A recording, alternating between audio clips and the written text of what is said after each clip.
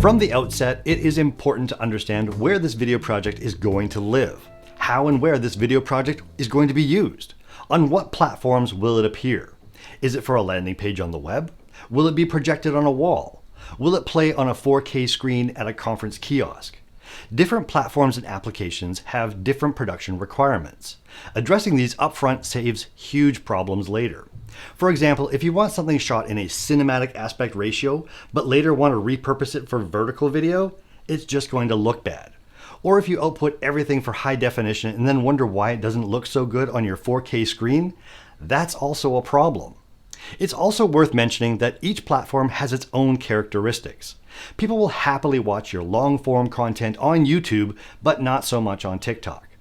The video content you create needs to be specific to the platform and its intended use. That means separate video projects for separate platforms. Depending on the resources available or how complicated you want to get, those projects can be run separately or at the same time. In any case, it is important that you account for them at the beginning and plan accordingly. In the next video, we will talk about the almighty deadline.